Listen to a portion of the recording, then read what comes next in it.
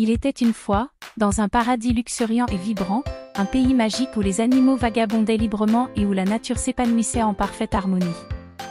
Ce royaume céleste était différent de tous les autres, un endroit où les rayons du soleil dansaient sur des feuilles émeraudes et où des cascades cristallines se déversaient dans des rivières paisibles. Dans ce cadre idyllique, un jeune lapin nommé Benjamin bondissait à travers des prairies ornées de fleurs radiantes. Son pelage était aussi blanc que les nuages au-dessus, et ses yeux étincelaient de merveille. Benjamin aimait explorer chaque recoin de ce paradis, découvrir des trésors cachés et se lier d'amitié avec des créatures de toutes formes et de toutes tailles. Un matin ensoleillé, alors que Benjamin grignotait une pomme juteuse d'un arbre généreux, il entendit des gazouillements mélodieux. Perché sur une branche se trouvait un oiseau coloré nommé Céleste.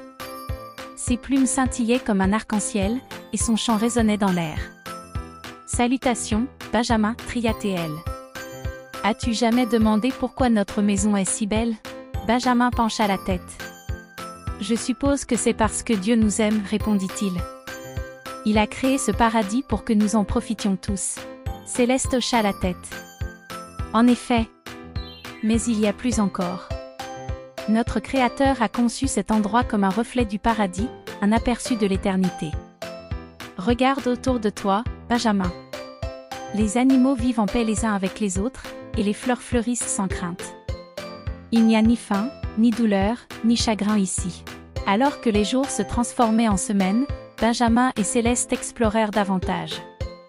Ils rencontrèrent un vieux lion sage nommé Salomon, qui partagea des histoires des temps anciens où les animaux parlaient la même langue et se comprenaient les uns les autres.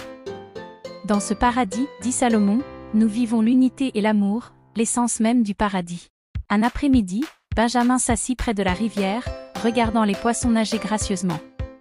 Une douce biche nommée Lily s'approcha. « Pourquoi penses-tu que nous sommes ici ?» demanda-t-elle, ses yeux reflétant le ciel azur. Benjamin réfléchit. « Peut-être sommes-nous destinés à apprendre la gentillesse et la compassion, » répondit-il. « Dieu veut que nous prenions soin les uns des autres. » Lily hocha la tête. « Et vois comment l'eau coule sans effort ? Cela me rappelle la grâce, la faveur non méritée qui nous est accordée. Nous buvons de cette rivière, tout comme nos âmes boivent de l'amour de Dieu. » Au fil des saisons, le paradis révéla ses secrets.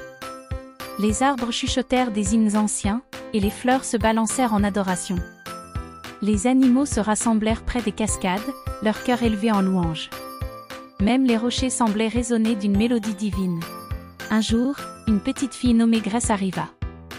Elle avait des boucles dorées et des yeux qui contenaient des galaxies en elle. Grace rit en jouant avec Benjamin, Céleste et les autres animaux. « Pourquoi tout le monde est-il si heureux ici ?» demanda-t-elle. Benjamin s'approcha. « Parce que nous sommes entourés de l'amour de Dieu, » dit-il.